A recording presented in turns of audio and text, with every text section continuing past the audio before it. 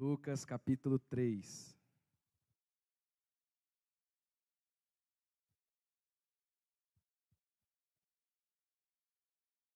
Lucas capítulo 3.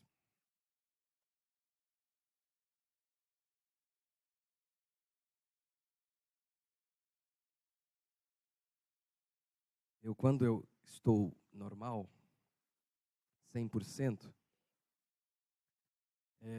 eu não vou conseguir fazer hoje por conta da minha voz. Quando eu estou normal, eu tento dar algumas variações aí, só para falar um pouquinho mais alto, só para você não dormir, só para isso. Mas é que alguns acham que isso é o poder de Deus, né? O cara grita, fala alto, aí ele tem o poder de Deus. Não, o poder de Deus não é medido pelos decibéis, pela altura da voz. Então, é só que é um pouquinho mais, eu acho que a dinâmica fica um pouquinho melhor para a gente acompanhar, é só isso. Mas hoje eu acho que eu não vou conseguir. Vai ser um pouquinho mais linear aí a pregação. Vamos lá, Lucas capítulo 3. Lucas capítulo 3.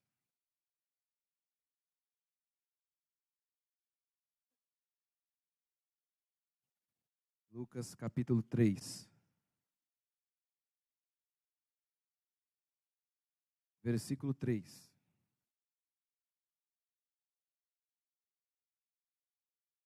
Lucas 3, 3. Quantos acharam aí, digam amém. Vamos embora. Vamos lá. O contexto aqui é João Batista. João Batista pregando às margens do Rio Jordão, como eu preguei no domingo retrasado. Vamos lá. Verso 3. Ele percorreu toda a circunvizinhança do Jordão, pregando o batismo de arrependimento para a remissão de pecados, conforme está escrito no livro das palavras do profeta Isaías. Voz do que clama no deserto, preparai o caminho do Senhor, endireitai as suas veredas, todo vale será aterrado, e nivelados todos os montes e outeiros. Os caminhos tortuosos serão retificados, e os escabrosos aplanados, e toda a carne verá a salvação de Deus. Dizia ele, pois, às multidões que saíam para serem batizadas: raça de víboras, quem vos induziu a fugir da ira vindoura? A ira vindoura aqui, o juízo final. Produzi, pois, frutos dignos de arrependimento, e não comeceis a dizer entre vós mesmos: temos por pai a Abraão, querendo com isso afirmar que eles eram o povo de Deus. Nós somos filhos de Abraão, somos salvos. Porque eu vos afirmo que destas pedras Deus pode suscitar filhos a Abraão. E também já está posto o machado, a raiz das árvores. Toda árvore, pois, que não produz bom fruto é cortada e lançada ao fogo. Uma alusão ao juízo de Deus, que está próximo. Está próximo ali, assim como o machado está bem próximo da raiz da árvore para cortá-la. Ele diz, o juízo de Deus também está próximo. Versículo 10. Então, as multidões o interrogavam, dizendo: que havemos, pois, de fazer? Respondeu-lhes: quem tiver 2 túnicas, você pode traduzir aí como 2 camisas, talvez? Reparta com quem não tem, e quem tiver comida, faça o mesmo. Foram também publicanos. Publicanos eram aqueles que cobravam impostos. Geralmente cobravam a mais do que era normal. Não mudou nada, né? Foram também publicanos para serem batizados e perguntaram-lhe: mestre, que havemos de fazer? Respondeu-lhes: não cobreis mais do que o estipulado.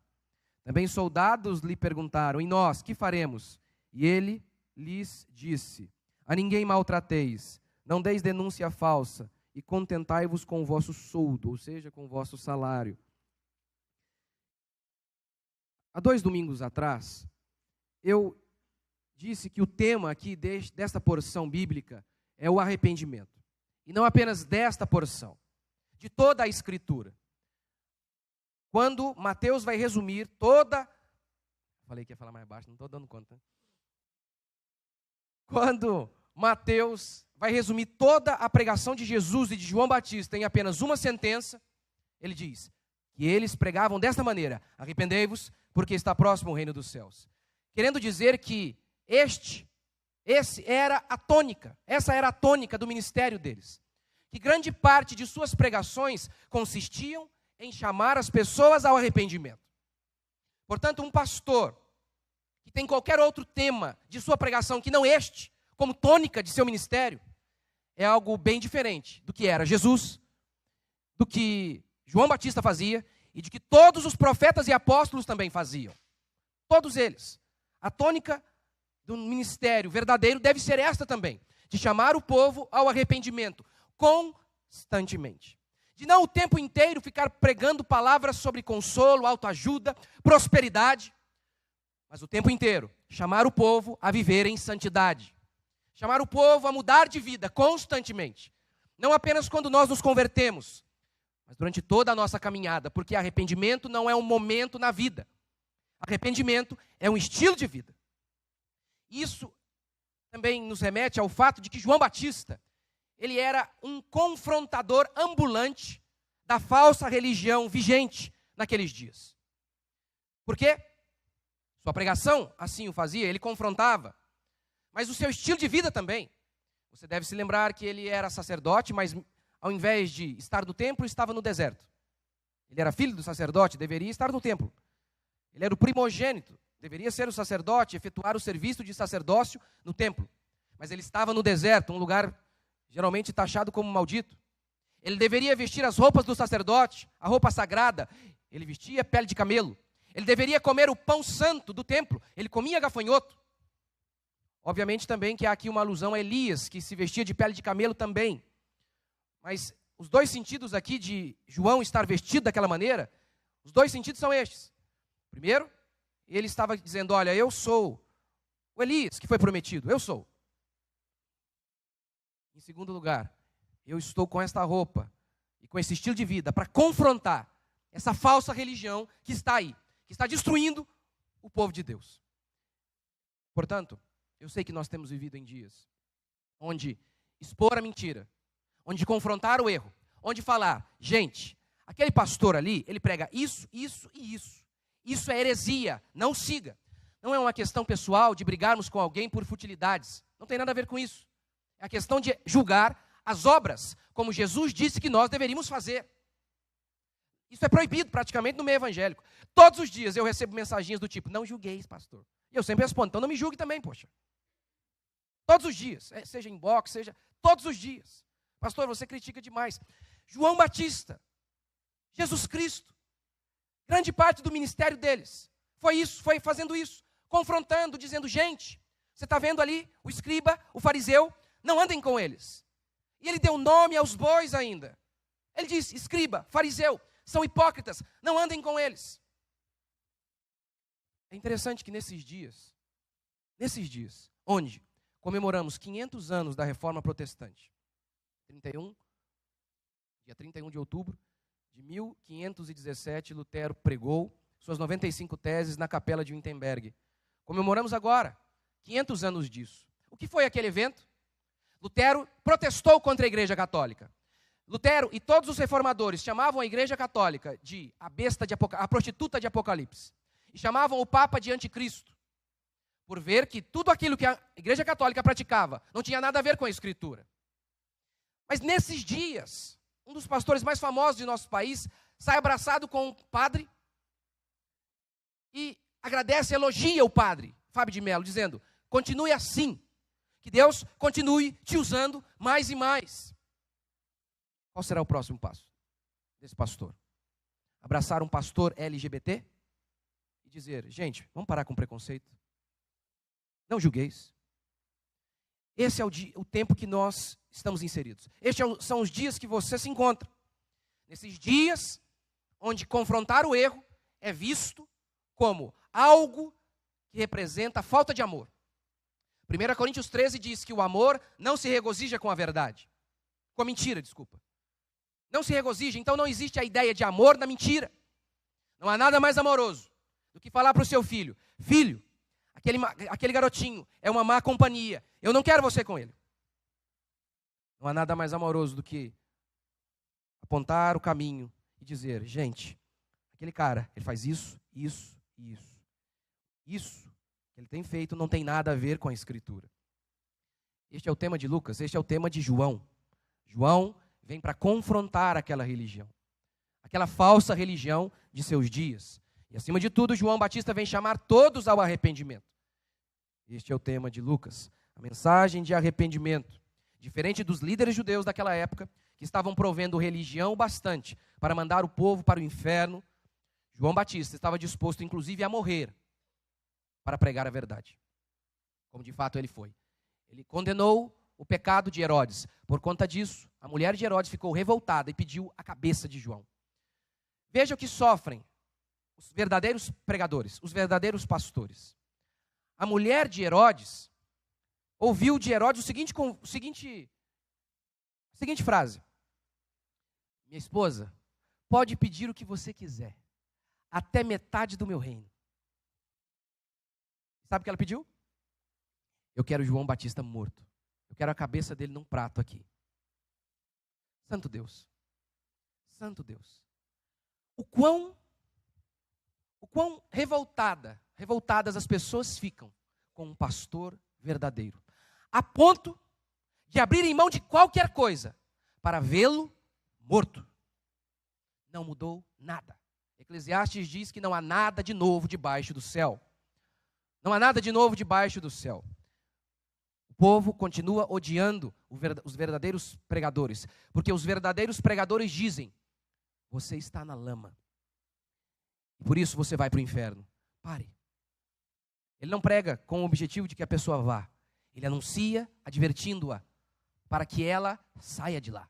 E isso é amor. E ele sabe que fazer isso é perigoso, extremamente perigoso. Mas ainda assim ele faz. Por quê? Por amor a Deus e por amor àquelas pessoas que estão na lama. Mas ele sabe do risco disso. Ele sabe dos enormes perigos que corre por fazer assim. É isso que nós temos aqui em João. E é assim que deve ser todo pastor e toda a igreja. Toda a igreja, corajosa, sem medo, sem vacilar. Uma igreja que não pode titubear diante daquilo que é mal, mas que precisa confrontar aquilo que é errado. E principalmente os pecados preferidos de nosso tempo. João fez isso. João aqui está chamando o povo a um genuíno arrependimento. O que nós temos aqui, em todos esses versículos que eu li, nada mais, nada menos do que aquele povo se achava salvo, se achava judeu, se achava o povo de Deus, mas João vem e diz: não, vocês não são, vocês estão perdidos. Não há nada mais atual do que esta mensagem. O nosso país se diz maciçamente cristão. E é um dos países mais corruptos e podres e impuros do mundo. Como assim um país pode ter tantos cristãos e ainda ser tão podre? É porque eles não são cristãos. Como nos dias de João, aqueles que se diziam povo de Deus, os judeus, não eram. E pelo contrário, foram eles que mataram Jesus. Hoje acontece o mesmo. É bem provável que Jesus, vindo aqui em carne, seria crucificado pelos próprios cristãos, que se dizem cristãos, os muitos que se dizem cristãos. Porque Jesus confrontava o pecado das pessoas. Ele confrontou os judeus. E o homem mau não quer ser confrontado. O homem mau quer religião. O homem mau quer vir ao culto todo domingo e ouvir coisas que vão massagear o seu ego. Ele quer ouvir uma canção que irá colocá-lo para cima. Ele quer ouvir uma palavra que vai dizer a ele que tudo vai ficar bem, que tudo vai correr bem. E ele quer voltar domingo e ouvir outra coisa. Ele quer ouvir mais uma vez, talvez com uma outra ilustração, o pastor pregando uma outra porção bíblica, mas falando a mesma coisa. Falando a mesma coisa. Vai tudo ficar bem. Tudo vai ficar bem. O que nós devemos nos lembrar constantemente é disso. O arrependimento não é um momento na vida, o arrependimento é um estilo de vida. Deus nos chamou para isso, para a santidade. Deus chamou a mim e a você para amá-lo, para servi-lo em todos os dias de nossas vidas. Para que isso aconteça, é necessário que nós venhamos para ouvir uma palavra que nos chama ao arrependimento. Vamos então prosseguir aqui. Primeiro, o que nos prepara para Jesus é o verdadeiro arrependimento. Vamos ler novamente o versículo 4. Conforme está escrito no livro das palavras do profeta Isaías. E aí ele lê, voz do que clama no deserto. Em resumo, o que ele está dizendo aqui é o seguinte: voz do que clama no deserto, deixe o caminho plano. Todo caminho tortuoso, desnivelado, conserte-o. Para quê? Para que o Rei da Glória passe. O que está acontecendo aqui, nessa porção bíblica? Porque João cita, ou melhor, Lucas está citando que João representa isso aqui. Por que isso está aqui? Nós temos um contexto aqui. João Batista está no deserto. A Bíblia nos anuncia o tempo inteiro que João viria para preparar o caminho para o Messias. E aí então há essa citação de Isaías. Qual é o contexto que Isaías disse isso aqui? Voz do que clama no deserto. O contexto é o seguinte, está lá em Isaías, capítulo 40, versículo 3 a 5. Israel havia pecado e por conta disso havia sido levado para a Babilônia, num cativeiro. Mas Deus havia profetizado por meio de seus profetas, havia dito por meio de seus profetas, que depois de 70 anos o povo iria regressar para Israel, para Canaã, a Palestina atual. Ao findar de 70 anos, então, esse texto é uma profecia desses 70 anos, que o povo iria voltar da Babilônia para Israel. Só que no trajeto entre a Babilônia e Israel, havia um deserto, o deserto sírio. E então, Deus, Jeová, iria conduzir o povo num cortejo vitorioso e triunfal de libertação, trazendo Israel da Babilônia, por meio do deserto, até Canaã. Esta é a profecia de Isaías. Isaías está dizendo, olha, o nosso Deus vai conduzir o nosso povo de volta pelo deserto até aqui. Mas preparem o caminho. O nosso rei, o soberano, não pode andar num caminho tortuoso como este do deserto sírio. Você que está no deserto, prepare o caminho para que o rei dos reis faça seu cortejo triunfal com o seu povo. Por que isso está inserido aqui? O que Lucas está nos dizendo é que o verdadeiro cumprimento, o grande cumprimento daquela profecia de Isaías, não se deu na volta do povo de Israel da Babilônia. Está se dando aqui. Está se dando agora, na pessoa de João Batista e de Jesus Cristo de Nazaré. Dizendo o seguinte, que a humanidade está num cativeiro, que a humanidade está presa, mas a humanidade precisa voltar para Deus, precisa achar o caminho de volta para casa. Como? Deixando plano o seu coração. O caminho tortuoso é o nosso coração. Em pecado, um coração que não quer Deus. Ele diz, pessoal, eu sou o que clama no deserto. E eu clamo para que vocês se arrependam, para que vocês endireitem seus caminhos, para que daí então, por meio de um genuíno arrependimento, o Rei dos Reis possa abrir caminho e percorrer até o seu coração. É isso que ele está dizendo. Como que Jesus entra em nossos corações? Por meio de um genuíno arrependimento. Essa é a figura do caminho tortuoso. Lucas está, mais uma vez, completamente inspirado pelo Senhor, nos anunciando o Evangelho, porque esse é o Evangelho. O homem está em um cativeiro. O homem nasceu escravo. Paulo diz isso em Romanos 7. Eu sou escravo. Davi diz, eu nasci escravo. É isso que a Escritura anuncia acerca de toda a existência humana.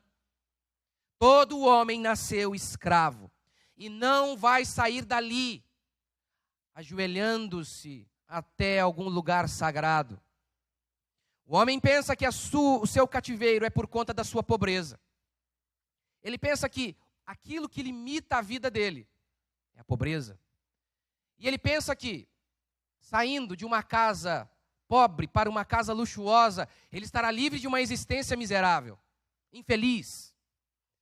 Alguns pensam que uma ideologia política, uma carreira, pode conferir um propósito existencial a eles, de maneira que eles vão se sentir completamente completamente livres. O que a Escritura anuncia é que o homem pode ter todas essas coisas. Ele pode ter, inclusive, até uma boa família, tudo. E ainda assim ele estará num cativeiro. Se ele não voltar para Deus, se ele não achar o caminho de volta, o que a Escritura anuncia é: você está preso em sua Babilônia. É isso a descrição. Agora, para que o homem seja livre, é necessário que haja um genuíno arrependimento, uma remoção de todo obstáculo que impede a passagem de Jesus. É necessário que exista isso. A remoção de todo obstáculo. Você se lembra quando o jovem rico se aproxima de Jesus e fala: Senhor, como eu faço para ser salvo? O que eu preciso fazer? E Jesus diz: guarde a lei. Então, o rapaz fala: Senhor, eu tenho guardado toda a lei desde quando eu sou criança. Mentiroso. Achava que aguardava, ninguém nunca guardou. Então, Jesus diz: é mesmo? Então é o seguinte, você tem um probleminha aí, rapaz. Você tem um probleminha com dinheiro, que eu te conheço. Vende os seus bens e dá aos pobres. Aí diz o texto que o rapaz foi embora muito triste. Muito triste. Ele diz: eu quero Deus, mas eu quero conservar algumas coisas. Algumas coisas eu quero manter. Sabe, tem um buraquinho ali na estrada do meu coração. Aquele ali é um buraquinho de estimação. Aquele eu quero manter. Sabe como é que é? O tempo inteiro nós queremos vir para Deus, mas conservar alguns caminhos tortos. Por isso, no mercado gospel, surgem todos os dias igrejas para todos os gostos. Para pessoas que querem voltar para casa, que querem voltar para Deus, mas não querem deixar o caminho plano. Sabe, ele diz: eu quero Deus, mas, sabe, eu tenho o costume, eu gosto de pular um carnavalzinho de vez em quando. Existe hoje. Existe igrejas com carnaval gospel. Ah, pastor, não existe aqui, ó. Aqui do lado, aqui, ó. O que você quer? Você quer Deus, mas quer manter algumas coisinhas, alguns buraquinhos aí no caminho? Não tem problema não, Deus não vai nem ver esses buraquinhos, Ele vai passar por cima. Não vai. Não vai. O arrependimento não é quando você chora. Arrependimento é quando você muda. Arrependimento é quando você diz: eu não faço mais isso. Pela graça de Deus, eu quero ser diferente. Eu quero caminhar de maneira diferente. Pastor, eu fiz tudo errado. Pode existir a possibilidade de Jesus encontrar passagem em meu coração? Com certeza. Com certeza. Com certeza, Davi adulterou, Davi mentiu, Davi matou. Paulo era um perseguidor da igreja.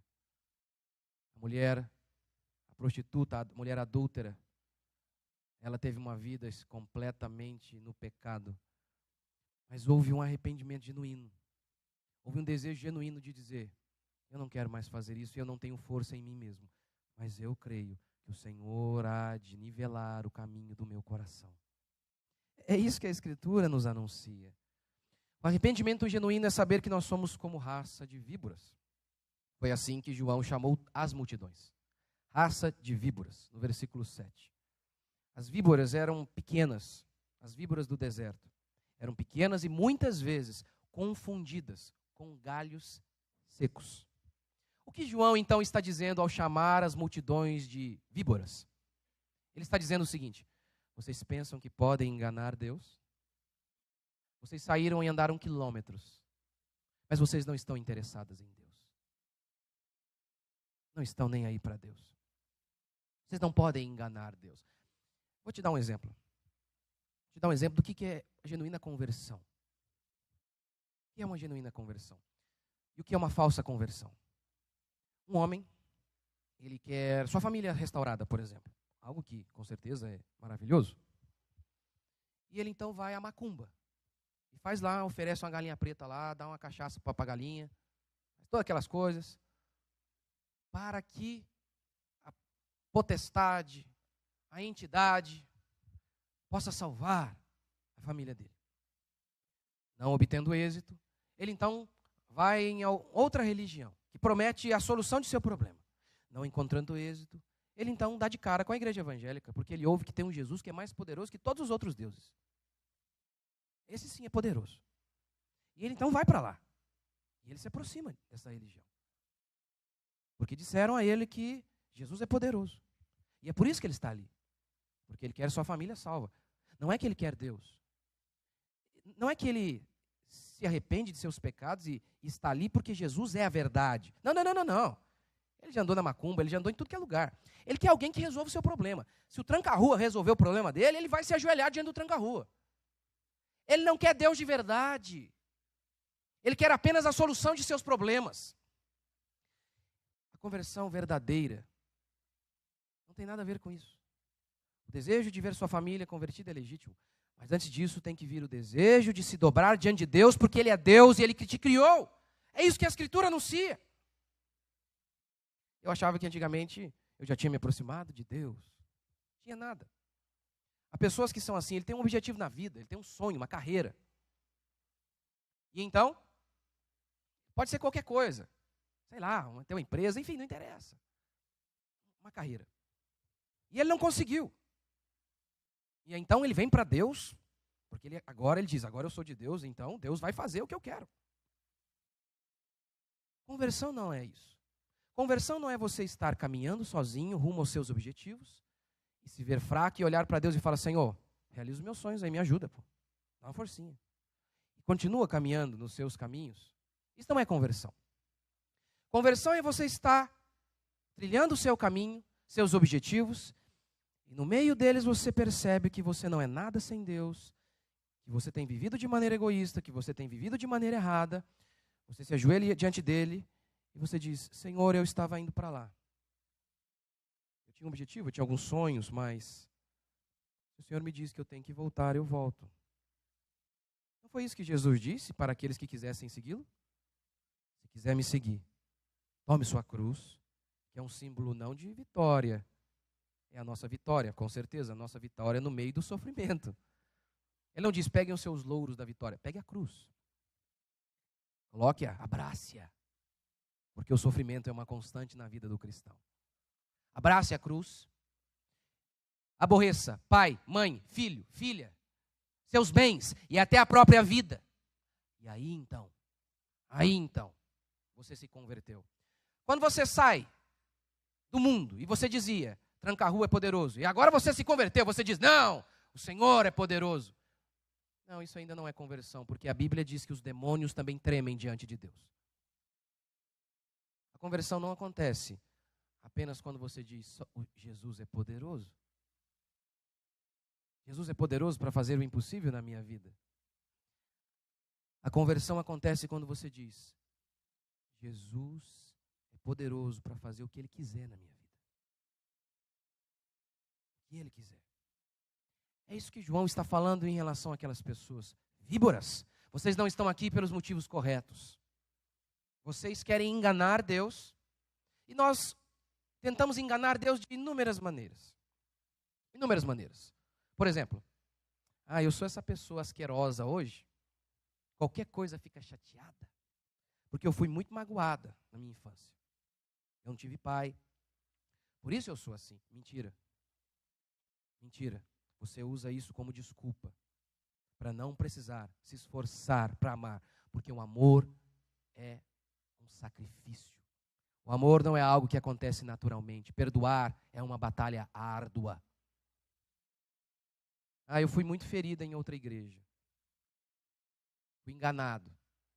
Por isso eu não frequento mais igreja. Mentira. Você usa isso como desculpa para não buscar a Deus. Eu fui muito ferido em outra igreja, por isso que eu não me envolvo em nenhuma igreja. Eu chego na igreja, mas eu fico ali na minha. Mentira. Mentira. Mentira.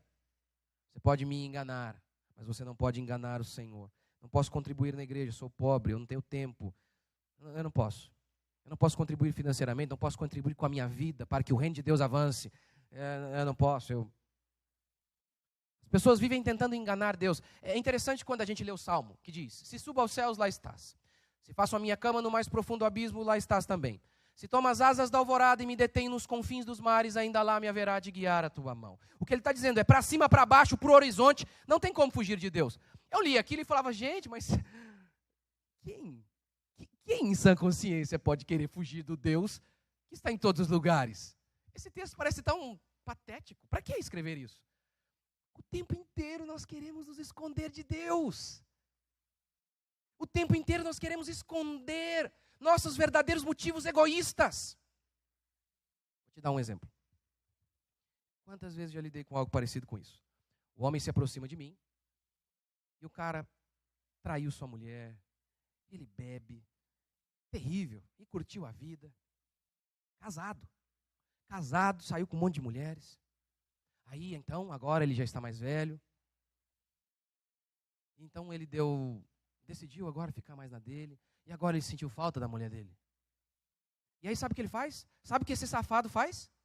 Aí esse safado começa a vir à igreja. E aí ele vem falar comigo depois. Sabe o que ele fala? Pastor, a Bíblia não diz o que Deus ajuntou, não separe o homem? Pastor, a Bíblia não diz que nós devemos perdoar 70 vezes 7?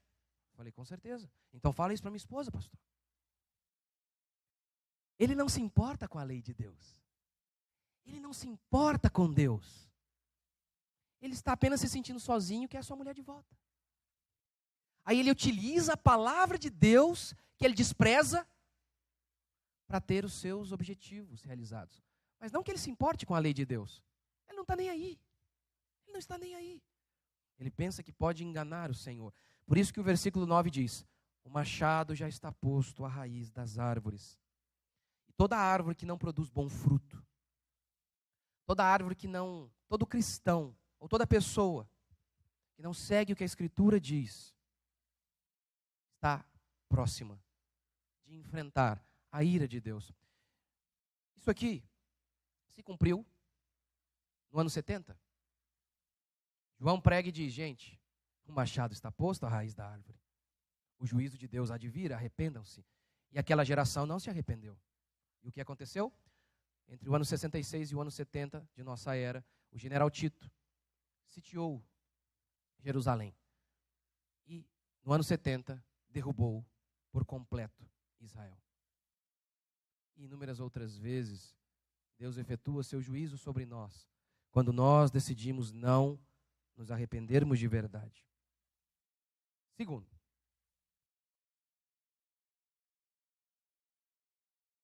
falsa confiança. É o que nós vemos aqui. Os judeus possuíam uma falsa confiança.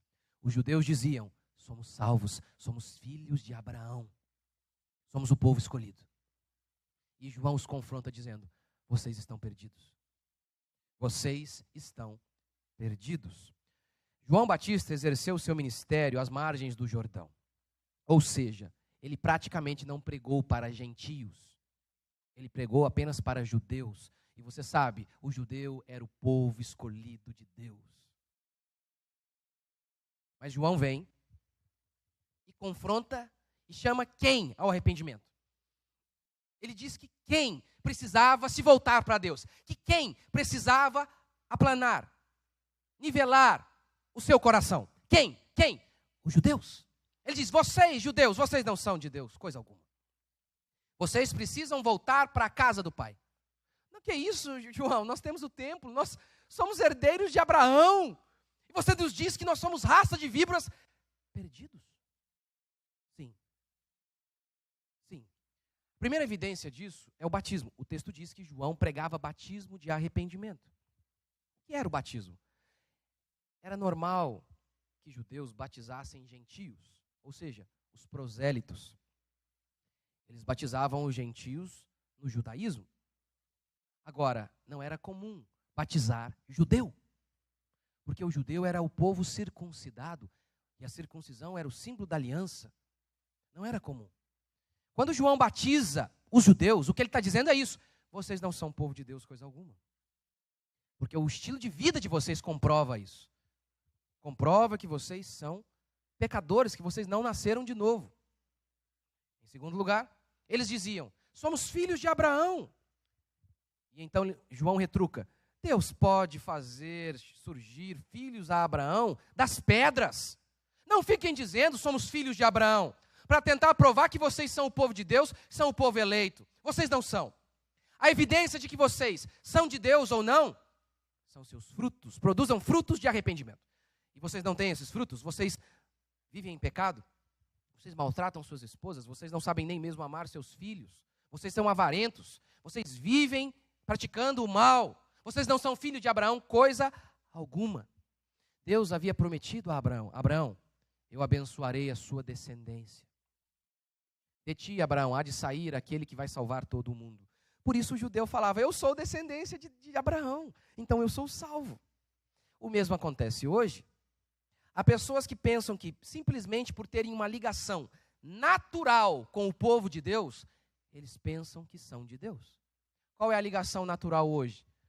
Eles frequentam uma igreja. Ou então alguns nem frequentam mais igreja, porque antigamente a gente tinha católico praticante e católico não praticante. Agora a gente já tem evangélico praticante e evangélico não praticante. Senhor, você pergunta: o que você é? Lembra antigamente? Ah, sou católico, né? Mas eu não pratico não, mas sou católico. Tipo assim, sou jogador de futebol, mas não jogo bola não. Já tem isso agora em se tratando de evangélico. O que você é? Sou crente. Ah, qual igreja você vai? Não estou em nenhuma não. Terrível, é terrível. Mas eles dizem isso: não, mas eu tenho uma ligação, eu tenho uma ligação, sim, de maneira natural com o povo de Deus. E por isso pensam que são de Deus. Paulo vai explicar em Romanos 9,6 que essa ligação natural é um engano. Veja o que ele diz: e não pensemos que a palavra de Deus haja falhado, porque nem todos de Israel são de fato israelitas. O que ele quer dizer? Não pensemos que a palavra de Deus tenha falhado. O que ele quer dizer com isso? Deus havia prometido que iria salvar a descendência de Abraão. Mas o evangelho foi pregado e muitos judeus não tinham se convertido. Pelo contrário, mataram Jesus Cristo. Por isso alguém pensou: gente, a palavra de Deus falhou, a profecia não se cumpriu. Aí ele vem e explica: não, vocês que não entenderam. Quem diz que a descendência de Abraão fala de uma descendência natural? Abraão não é o pai da fé? Então os filhos de Abraão não são aqueles que têm o sangue de Abraão correndo na veia. Os filhos de Abraão são aqueles que possuem a fé de Abraão. Essa é a ideia de paternidade. Você não olha o menininho e fala: rapaz, anda igual o pai. É isso que ele está dizendo. Aqueles ali andam como Abraão. Eles andam nas mesmas pisadas de Abraão, diz Hebreus. Mas os judeus não. Os judeus, apesar de ter uma ligação natural com Abraão, a maioria deles era formada de ímpios, totalmente ímpios. O que ele está dizendo é: nem todos os israelitas, nem todos de Israel são de fato israelitas. São israelitas aqueles que creem em Jesus Cristo e têm um genuíno arrependimento. É isso que ele está dizendo. O mesmo se dá hoje. O mesmo se dá hoje. Nem todo cristão é cristão. Nem todo que se diz cristão é de fato cristão. Jesus disse isso: nem todo que me chama de Senhor, Senhor é meu. Há muitos que dizem: eu creio em Jesus. Oh, eu creio nele. Não se esqueça que esse tipo de fé, que não se materializa numa vida mudada, é a mesma fé dos demônios. Crês tu que há um só Deus? Fazes bem, diz Tiago. Os demônios também creem e tremem. Então há um tipo de fé que até os demônios possuem. Um tipo de fé que não gera arrependimento. Não é a genuína fé que traz salvação. Somos salvos pela fé. E a evidência desta fé é a nossa vida. São os nossos frutos. É isso que ele está dizendo. Os frutos. Pelos frutos você vai conhecer a árvore. De longe eu avisto uma árvore. Eu não sei o que é, mas eu consigo ver uma manga ali. E obviamente eu já identifico. É uma mangueira. É uma mangueira que ali está. O fruto evidencia a árvore. É o que ele está dizendo. A nossa vida fala muito acerca de nossa fé. Terceiro, já estou encerrando. A mensagem certa precisa de um mensageiro certo. João era o oposto de qualquer um. João era um tipo de gente que não se identificava com ninguém. Por quê? Ele vestia pele de camelo, gente. Ele morava no deserto. Quem fazia isso? Ninguém. Ele comia gafanhoto. Quem fazia isso? Ninguém. Ele não era um tipo de pastor marqueteiro. Tipo assim, para ganhar o jovem, vou arrepiar o cabelo, Vou falar, e aí, velho, tu me curtes? Deixa eu falar a linguagem dos manos para ganhar os manos. João Batista era alguém que não se identificava com ninguém. Exteriormente falando. Ninguém vestia aquele tipo de roupa. Ninguém fazia aquilo. Ninguém. Mas hoje, nós aprendemos que para um pastor ganhar os jovens, ele tem que se vestir como jovem, ele tem que falar de assuntos banais, como os jovens gostam, e aí conquistaremos os jovens. Nós entendemos errado o que Paulo diz com fiz-me judeu para ganhar o judeu. Fiz-me sem lei para ganhar os que estão sem lei. Mas não que eu estivesse sem lei. Entendemos errado. Aqui quando Paulo diz, eu me fiz de judeu, eu me identifiquei com os judeus, não tem nada a ver com o que os pastores fazem hoje.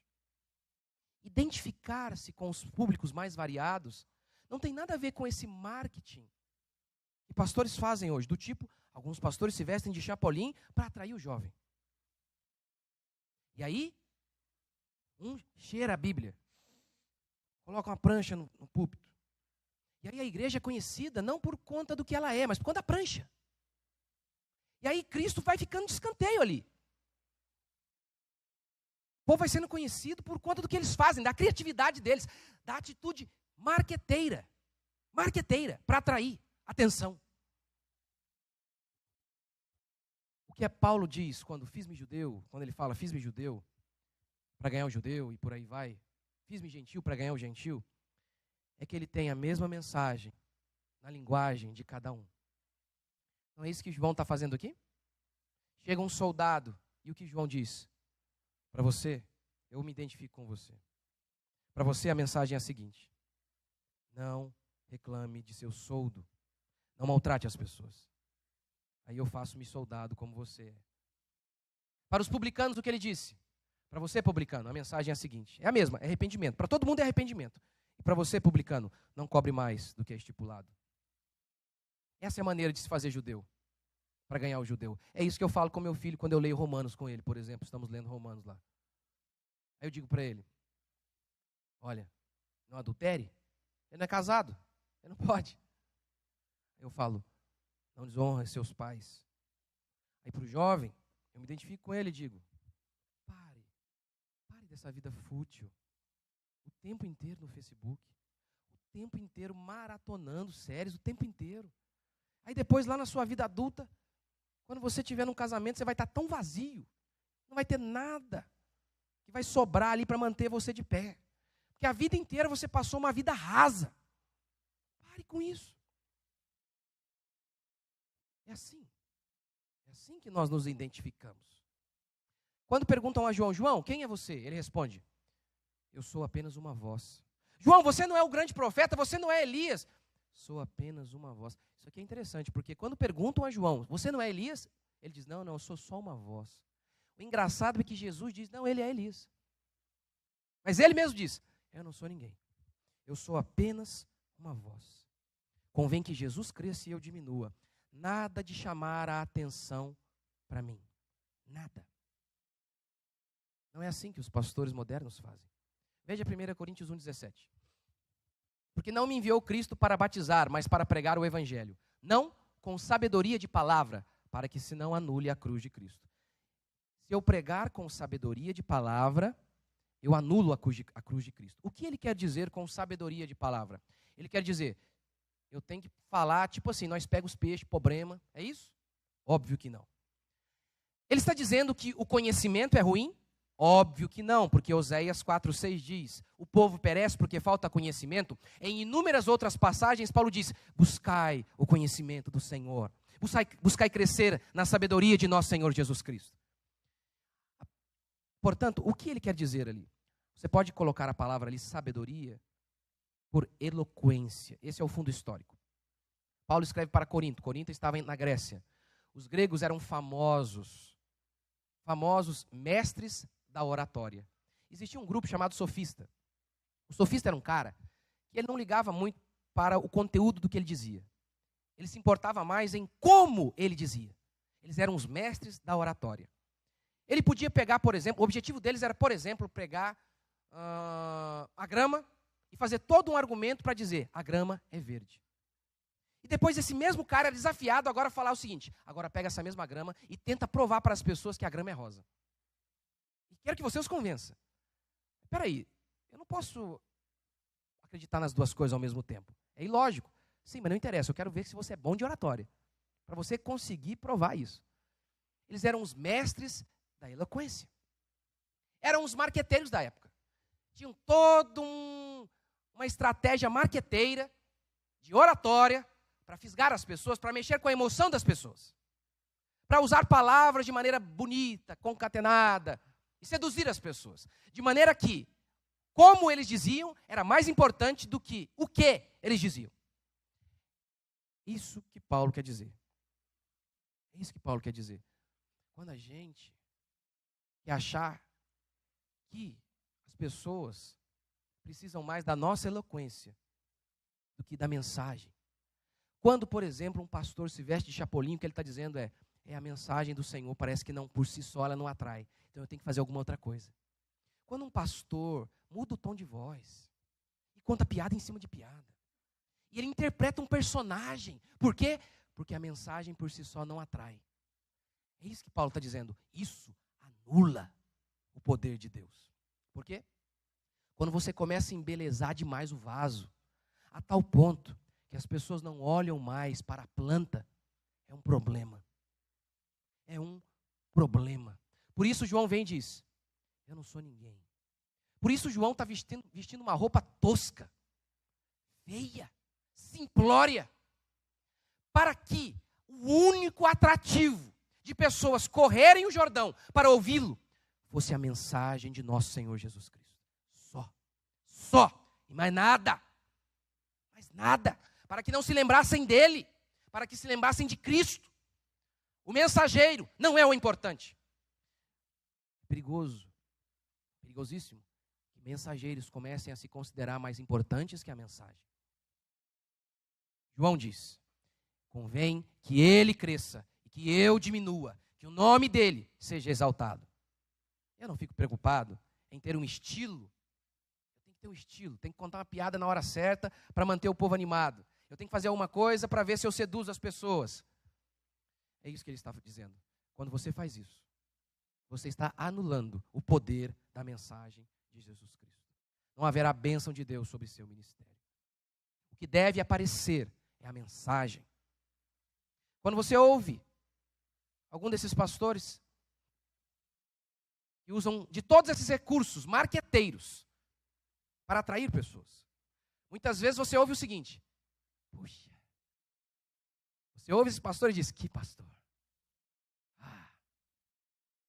Quando você ouve um pregador de verdade, você não diz que pastor, você diz: que Deus é o nosso.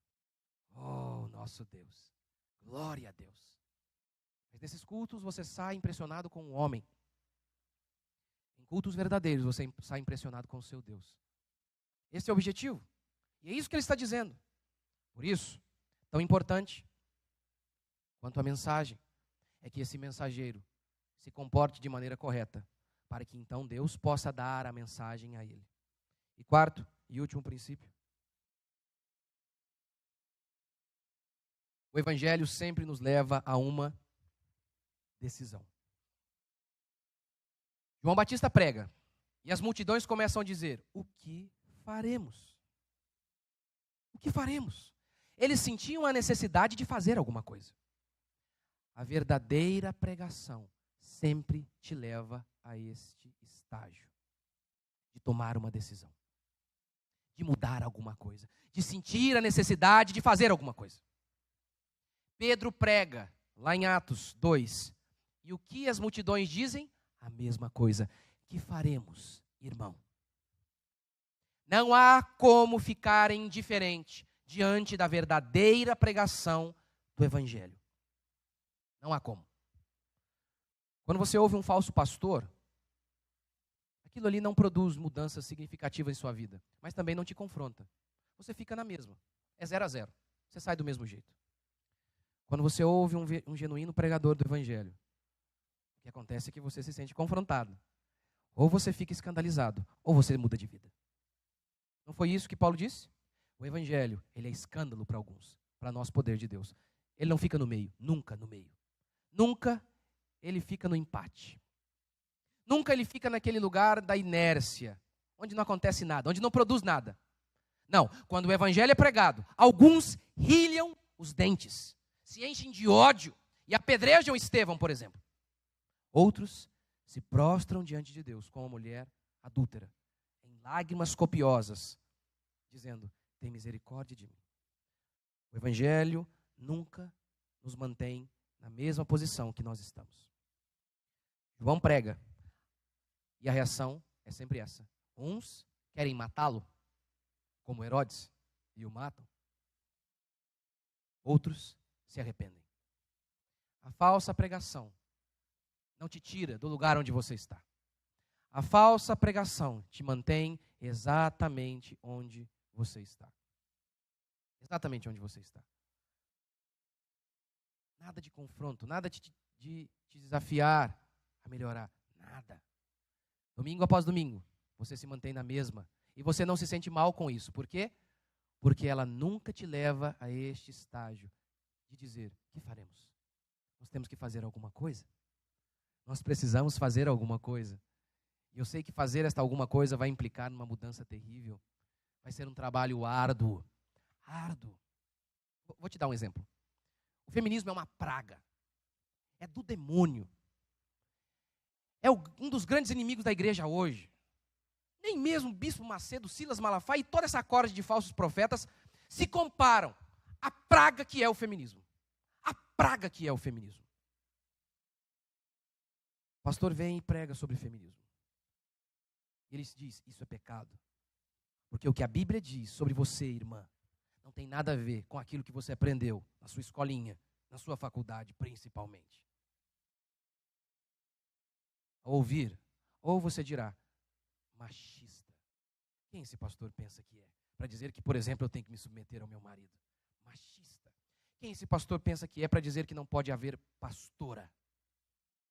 Machista. Rilham os dentes. Ou então, se submetem ao que a palavra de Deus diz, ao que durante toda a igreja, história da igreja foi pregado. Eu não estou pregando coisa nova. O pastorado feminino, por exemplo, condenar o pastorado feminino não é algo novo. O pastorado feminino é que é algo novo, surgindo junto com o advento feminista. Que coisa, que coincidência, hein? Antes do advento feminista não existia uma pastora. Que coisa! A pregação verdadeira te leva a um confronto de si mesmo, a tirar você de onde você está. Uma pregação verdadeira, ela leva você como pai a ficar mal. A pregação mundana apenas diz: não, gente, você é um bom pai. Deus está com você. Olha, não se importe, não, se seus filhos estão meio bagunçados aí. Olha, Deus te ama, Deus está com você. A pregação genuína vem e diz: meu querido, a Bíblia diz: ensine a palavra de Deus ao seu filho de manhã, de tarde e de noite. E aqui não é linguagem figurada, é literal, é de manhã, de tarde e de noite mesmo. Você faz isso? Pastor, mas isso é muito difícil. Mas isso é arrependimento. Aí você chega às 6 horas da tarde, das 6 da meia-noite você acha que é hora de lazer. Nós aprendemos isso. 6 horas, das 6 à meia-noite é hora de lazer. É hora de sentar da frente da TV, ou então de fazer nada. A gente acha que acabou o trabalho. Não acabou. Não acabou. Agora começa o trabalho de você cuidar de seus filhos, pai. De você pegar o seu menino, de ensinar a palavra de Deus a ele. É isso que a Escritura diz. Ensina de manhã, de tarde e de noite. Se você quiser realmente acreditar nisso, você percebe que terá que haver uma mudança radical no seu estilo de vida. Você terá que voltar para casa e desligar a televisão. Ao invés de assistir porcaria, de pegar e sentar sua família ali, no sofá, de brincar com ela, de ensinar a palavra de Deus a ela. O que faremos? A pregação verdadeira te leva sempre a este estágio. O estágio de querer fazer alguma coisa. Caso você não queira fazer alguma coisa, você então vai rilhar os dentes e dizer: hipócrita, quem ele pensa que é, para dizer que eu tenho que fazer isso ou aquilo. A pregação do evangelho nunca é neutra. Ou ela escandaliza alguns, ou ela salva outros. Para alguns, escândalo e loucura. Para nós que cremos, poder de Deus. A falsa pregação nunca leva as pessoas a uma percepção de que elas precisam mudar. E o falso pastor, ele ainda alega que esta pregação de arrependimento é a pregação da teologia do medo. Me chamam de fariseu, eles dizem que eu sou fariseu. Eu prego a pregação da teologia do medo. É o que me chamam aí por aí. Realmente, mostrar a perdição humana traz medo. Com certeza. Pense o seguinte: você chega ao hospital passando mal. E eu, como médico, digo: estes são sinais de um AVC. E aí eu digo: se você não mudar algumas coisas, você vai morrer. Como é que você fica depois disso? Rapaz, é sério? Vamos comemorar? Vamos fazer um churrasco? Você fica apavorado? Mas se você chega quase morrendo, e eu digo: gente, calma, isso aí não é nada. Vai ficar tudo bem. Você vai tranquilo para casa, tranquilamente morto. Realmente, a mensagem de arrependimento gera medo inicial. Afinal de contas, a Bíblia não diz isso? Que quando Paulo pregou a Félix, o governador Félix, sobre a justiça de Deus, o juízo vindouro, o que se diz? Que Félix ficou amedrontado. Afinal de contas, Provérbios não diz que o temor do Senhor é o princípio da sabedoria? Que faremos? Na melhor das hipóteses, um pastor moderno dirá, quando alguém perguntar isso: que faremos? Aceite Jesus. Não. Não é esta a mensagem bíblica? Que faremos? Pedro responde: arrependam-se e creiam. Creiam e arrependam-se. Eu nem sei o que vem primeiro, porque fé e arrependimento existe aí em meio a uma simbiose, algo inseparável. Parem de pecar. É o que Pedro diz. Arrependam-se, sejam batizados. João também diz: produzam frutos dignos de arrependimento. Pastor, mas a salvação não é pela fé? Mas a fé é vista por meio de um genuíno arrependimento. Lembra-se de Zaqueu? Zaqueu era aquele publicano, ladrão. Ele chama Jesus para um jantar. Aí depois, ali no meio da festa, Zaqueu vai ouvindo Jesus, pregando. Jesus está pregando. E sabe o que Zaqueu decide? Senhor, eu decido devolver o que eu roubei. Eu vou restituir em 4 vezes aquilo que eu roubei. Porque a lei dizia isso. Se você roubasse, você deveria restituir 4 vezes. Na hora que o Zaqueu diz isso, sabe o que Jesus diz? Hoje houve salvação nesta casa. Mas espera aí, gente, nós somos cristãos. E a Bíblia não diz que quando a gente crê que a gente é salvo? Com certeza. Romanos diz isso. Se com a boca você confessar e com o coração você crê, você é salvo. Mas por que Jesus diz, quando o Zaqueu fala, eu vou devolver o que eu roubei? Aí Jesus diz, houve salvação. Porque para Jesus a evidência, o fruto da salvação é o genuíno arrependimento. E arrependimento não é quando você chora. Arrependimento é quando você muda. Se você vem aqui e ouve a pregação e diz, eu arrependo. Por exemplo, você é um traficante. Aí você vem aqui, está cheio de maconha lá na sua casa. Aí você fala o quê? Você se arrependeu. Fala, Deus, eu estou errado. Você tem que voltar para sua casa e queimar a maconha. Não queimar fumando, né? Queimar no outro sentido. Tem como? Não, pastor, eu tenho um tantinho de maconha, eu preciso vender primeiro essa maconha aí. Pode isso? Não dá, né? O arrependimento não é quando você chora. O arrependimento é quando você muda. E ali está o ato de fé. Ali está a fé. Ali. A conversão é uma resposta rápida e imediata. João não diz para os publicanos, parem de roubar aos pouquinhos. É progressivamente. Aos pouquinhos vocês vão parando de roubar. Não. Ele não diz para os soldados, olha, gente, vai devagar.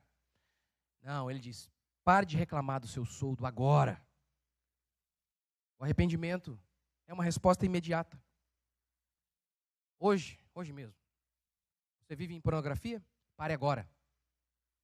Não existe algo progressivo aí. Pare agora. Está com raiva da sua mãe, sei lá do quem? A vida inteira você é uma pessoa chata. Porque você diz que foi abusado. E por conta disso que você é uma pessoa chata? Pare agora. Se arrependa da mágoa. Ah, você fuma? Pare agora. Pastor, eu não posso. É claro que você não pode. Nós nascemos em pecado. É claro que você não pode. É claro. É por isso que você está aqui, para buscar Ele. Mas quando você diz, eu não quero mais viver assim, e eu creio que Ele é o meu libertador, aí então você verá a libertação do Senhor na sua vida. Eu me lembro de um rapaz, ele estava diante de mim, ele pegou o cigarro, jogou fora e falou, esse aqui é meu último cigarro. Passou anos. Ele veio falar comigo, pastor, você lembra daquela vez lá que eu joguei aquele cigarrinho fora? Eu falei, lembro, já pensei, meu Deus, ele vai dizer que ele voltou a fumar? Incrédulo, pastor incrédulo. Então aquele lá foi o último mesmo. Eu falei, aleluia, eu sei, irmão. Eu sei. Fé. É óbvio que a arrogância, a inveja e muitas outras coisas são progressivas. Você precisará de toda uma vida para mudar. É óbvio. Mas há questões que são muito práticas, que você tem que mudar é agora. Agora mesmo. Para encerrar, o caminho de volta para casa não é o caminho de Santiago de Compostela. O caminho de volta para casa não é pagar uma promessa indo até um lugar sagrado. O caminho de volta para casa não é o Vale do Sal com 318 pastores.